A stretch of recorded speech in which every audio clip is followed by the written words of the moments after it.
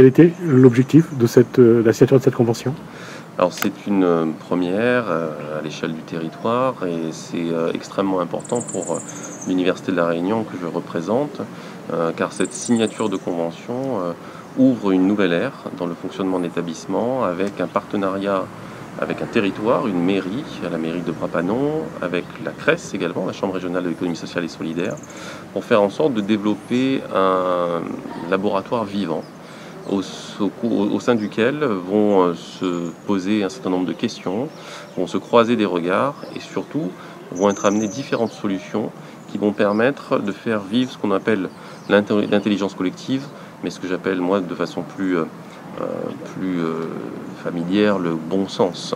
L'idée c'est surtout d'être en capacité d'être au plus proche des besoins donc des populations, d'amener modestement ce que l'établissement développe, c'est-à-dire des connaissances, des méthodes, des outils, et faire en sorte que tout ce produit qui provient de nos activités de recherche, du développement que nous faisons, de l'innovation, eh bien, puisse essaimer dans les territoires et susciter des envies, des souhaits, pourquoi pas, de création d'entreprises dans le domaine de l'économie sociale et solidaire. On voit là aussi une ambition, bien sûr, mais aussi une façon de vouloir apporter son savoir au développement de La Réunion et à tous les niveaux. Et pourquoi il a fallu attendre aussi longtemps pour que l'université, pas parce que son président le souhaite, pour que l'université ait vraiment cette envie-là? Parce que là, on le sent avec vous en tout cas. L'Université de La Réunion est jeune. C'est un établissement qui aura 40 ans l'année prochaine. C'est un établissement qui s'est beaucoup développé effectivement en relation avec son territoire. Le projet stratégique que l'on porte, et vraiment j'ai l'honneur de présider cette université depuis 2016, j'y ai amené peut-être une vision un petit peu différente, mais dans tous les cas, je me suis inscrit, et avec toute mon équipe, dans l'ADN de ce que fonde l'université. Et cet ADN, c'est quoi? C'est de l'excellence et de la proximité.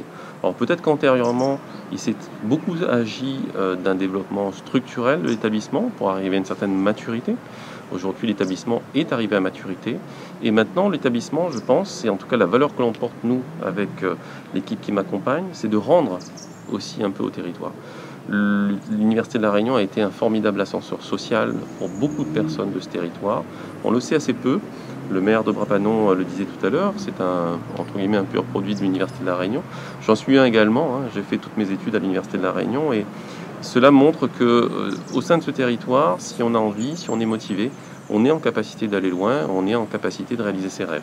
Et c'est ce message-là, peut-être que l'on peut plus porter aujourd'hui parce qu'on a démontré que finalement c'était faisable, qu'avec de la volonté et surtout avec une transversalité qui est beaucoup plus présente aujourd'hui, peut-être parce qu'on a vécu finalement des choses peut-être un peu difficiles parfois, peut-être un peu nouvelles d'autres fois, mais il y a une volonté forte des acteurs aujourd'hui de se dire travaillons sur nos convergences et mettons de côté nos divergences. Essayons de mettre notre énergie sur ce qui est important parce que nous avons une responsabilité par rapport à ce territoire, nous avons une responsabilité par rapport aux populations tout simplement. Et si nous sommes là, c'est grâce à eux. Et demain, ce que nous souhaitons, c'est effectivement de laisser une trace importante et faire en sorte que, eh bien, on arrive à apporter des solutions pour que le développement se continue avec nous.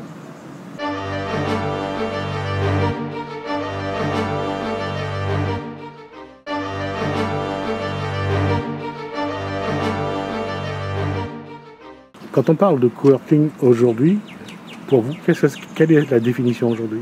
Alors, il y a une double définition. Généralement, quand on parle de coworking, on fait référence à l'espace. Donc, bien évidemment, il faut un espace où les gens peuvent se retrouver pour travailler ensemble, pour échanger, pour travailler une vision partagée. C'est d'autant plus difficile en période de Covid de se réunir. Il faudrait peut-être même penser à de nouvelles façons de se réunir au-delà du présentiel et du physique.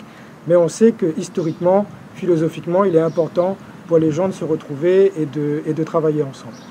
La deuxième dynamique, eh bien, c'est du coup l'espace ne suffit pas et il faut de la méthode. On parle beaucoup d'intelligence collective, on parle beaucoup de gouvernance partagée, mais rares sont ceux qui sont outillés pour le faire. Et c'est la raison pour laquelle eh bien, l'Université de La Réunion, dans une logique de recherche, s'intéresse à ces outils et souhaite développer des espaces de coworking au plus près de la population, notamment à travers le concept de laboratoire vivant de Living Lab. Coworking, se faire travailler ensemble des individus, j'allais dire qu'avec la signature de cette convention, c'est tombé pile. Oui, tout à fait. Finalement, on est en mode coworking à différents niveaux. Au niveau micro, sur les territoires, parce que, comme nous l'avons dit, l'objectif, c'est de faire travailler des gens qui n'ont pas l'habitude de le faire, d'horizons différents, entreprises, associations, institutions, services de l'État et collectivités publiques, autour d'un même but qui est celui du développement du territoire, et finalement même au niveau politique et stratégique, puisque pour la première fois, on a une collectivité, un établissement supérieur de l'enseignement, de la recherche, l'université et une chambre régionale de l'économie sociale et solidaire, un acteur stratégique de l'économie, qui ont décidé de formaliser, d'institutionnaliser leur vision partagée. Rapprocher le monde du travail, le travail, l'entrepreneuriat, l'activité de l'Université de La Réunion, c'est quelque chose qui, j'allais dire, se fait maintenant depuis longtemps. Oui, tout à fait. Alors là, il y a une double interaction. L'université, comme j'ai l'habitude de le dire, n'a pas le monopole de la connaissance. Donc la première interaction, c'est de se dire que le monde de l'entreprise, le monde de nos étudiants, ceux qui souhaitent se lancer dans une création d'entreprise, a besoin également de ceux qui vivent l'entreprise au quotidien. Et c'est la raison pour laquelle nous voulons créer un écosystème composé d'acteurs du territoire à tous les niveaux. Ça peut être des entrepreneurs, mais aussi des acteurs de l'accompagnement d'entreprise et des acteurs stratégiques et politiques pour venir appuyer, transmettre la connaissance à nos étudiants. Et de l'autre côté, nous sommes près de 20 000 étudiants à La Réunion. Ce sont eux qui vont construire la Réunion de demain, surtout suite aux différentes crises que nous avons connues. Il faut construire une Réunion de demain, il faut construire un changement d'échelle. Et ce sont nos étudiants d'aujourd'hui qui seront les entrepreneurs de demain. Et par conséquent, il faut les rapprocher le plus rapidement des besoins et des enjeux du territoire pour qu'ils puissent développer et faire de l'innovation sociale sur ces territoires.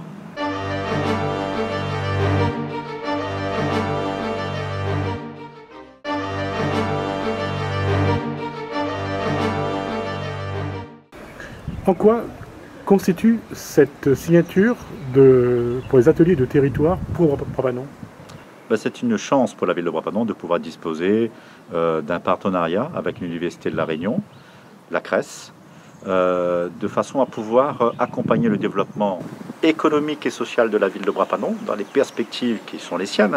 Je ne vais pas développer, mais on peut parler d'agriculture, de tourisme, on peut parler de services à la santé, services aux personnes âgées, mais au profit de la population. Donc, comment développer la ville de Brapanon et mettre les outils et les méthodes nécessaires pour que ce soit les gens de Brapanon qui puissent profiter de ce développement économique, ce qu'on appelle le développement inclusif.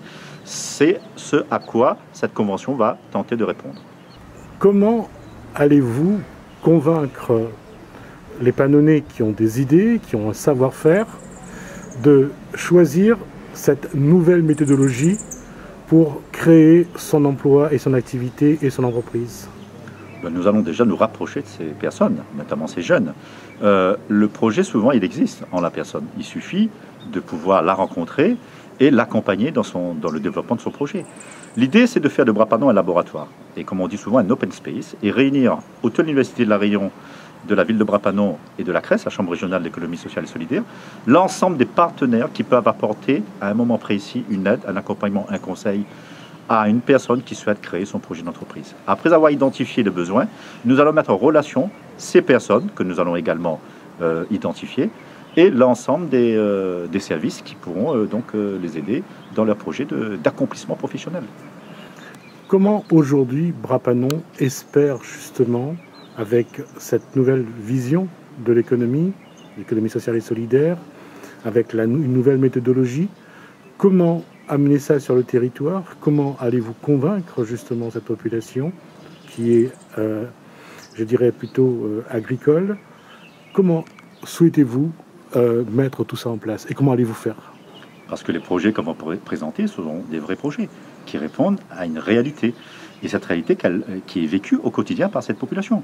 Maintenant, l'enjeu n'est pas de mettre toute la population dans ce scénario.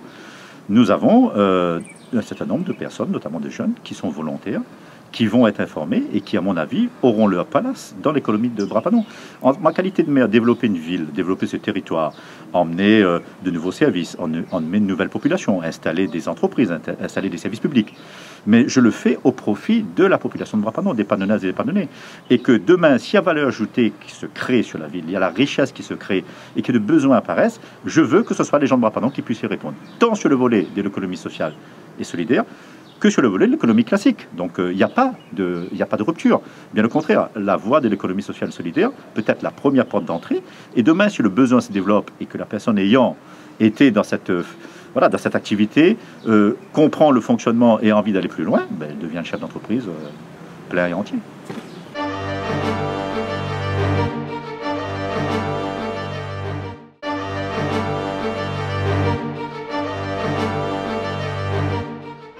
Nous sommes aujourd'hui doublement heureux d'être là avec vous, parce que déjà c'est un constat de plusieurs dynamiques très positives qui sont en train de se construire. La première, c'est que cette dynamique de convention tripartite, c'est une première pour nous, c'est une première aussi à l'échelle de La Réunion, que des partenaires qui sont dans le savoir, la formation, la recherche, un acteur qui est sur le territoire, ancré, avec un enjeu important, le développement d'une ville. On se réunit et on décide aujourd'hui avec les acteurs des entreprises de l'économie sociale et solidaire de dire on va entreprendre avec des outils de tout ce que peut apporter l'économie sociale et solidaire, ses modèles, ses valeurs, ses outils, et on essaye de travailler en commun pour essayer de faire émerger un certain nombre de solutions et de réponses, et comme le disait Jérôme, des solutions innovantes. Il est évident qu'on pouvait continuer à faire du mimétisme, qu'on pouvait essayer de regarder ce qui marche ailleurs et compagnie, mais on s'est rendu compte qu'à un moment donné, il fallait partir du besoin du territoire. Et la clé, elle est là. Toute la démarche repose sur allons voir les acteurs, allons voir les entreprises, allons voir les institutions, et commençons à créer un lien, une dynamique de coopération, où tout le monde peut participer et trouver sa place dans la démarche. Et c'est tout l'enjeu, je dirais, de la dynamique qui est lancée depuis quelques mois avec les équipes déjà, qui est symbolisée aujourd'hui par cette signature de convention de partenariat. Mais c'est aussi une dynamique où déjà, nous, déjà avec l'université, depuis quelques mois, depuis quelques années maintenant, on travaille, et il y a 3 semaines encore la remise du prix Pépite dans ces mêmes bâtiments, où il y avait un élan entrepreneurial pour essayer de trouver des solutions structurantes et innovantes et des actions qui permettent de développer de nouvelles approches et de nouvelles méthodologies sur le territoire. En fait, tout converge aujourd'hui pour que réellement, on ait une confiance qui se construise ensemble. Et en fait, c'est le premier point que je voudrais souligner, c'est que si on est là, c'est parce qu'on se fait confiance. On se fait confiance d'abord par rapport à nos capacités, nos compétences, mais on fait aussi confiance aussi aux outils de l'ESS pour apporter des réponses. Et pour nous, c'est un acte fort, en tant que presse, de dire que les solutions qui vont être trouvées demain s'appuieront sur l'ESS, ses modèles, ses outils et ses valeurs. La deuxième chose, c'est quand on parle de Living Lab, il est évident que le terme est, même si au-delà de l'anglicisme, il y a le mot construction qui retient notre attention là-dedans. Parce qu'en fait, on va expérimenter des choses. Et expérimenter veut dire qu'on peut réussir, mais on peut échouer aussi. Mais dans la recherche de solutions, on a une méthodologie, et l'innovation sociale répond à cette méthodologie. On a de l'expérimentation, on a de la recherche et développement, on a aussi la nécessité de travailler en commun pour trouver des solutions qui répondent aux meilleurs besoins de tous, et il faut toucher toutes les strates. La première strate, c'est bien sûr les hommes et les femmes, et pour nous, l'économie sociale, c'est important, c'est de toucher les militants, toucher les acteurs, les habitants. La deuxième strate, c'est toucher tous les acteurs qui composent le territoire. Donc c'est les institutions, mais aussi toutes les entreprises, et il y a un certain nombre d'entreprises de l'économie sociale et solidaire sur le territoire de Brappanon. Donc vous pouvez regarder sur l'annuaire régional de l'économie sociale et solidaire en ligne, il y a à peu près 70 établissements aujourd'hui qui sont présents sur le territoire de Brappanon, coopératives, associations, et puis un certain nombre d'acteurs aussi du médico-social qui sont présents dans la culture et compagnie. Donc tous ces acteurs sont déjà présents et peuvent être aussi des relais. Donc on touche à la fois à la création d'activités, mais on touche aussi le renforcement des acteurs qui sont présents sur le territoire. Et l'économie sociale a cette vocation de toujours essayer de trouver des solutions et de se développer. Et je sais que ces acteurs-là peuvent être aussi des ressources pour cette dynamique qu'on est en train de créer ensemble.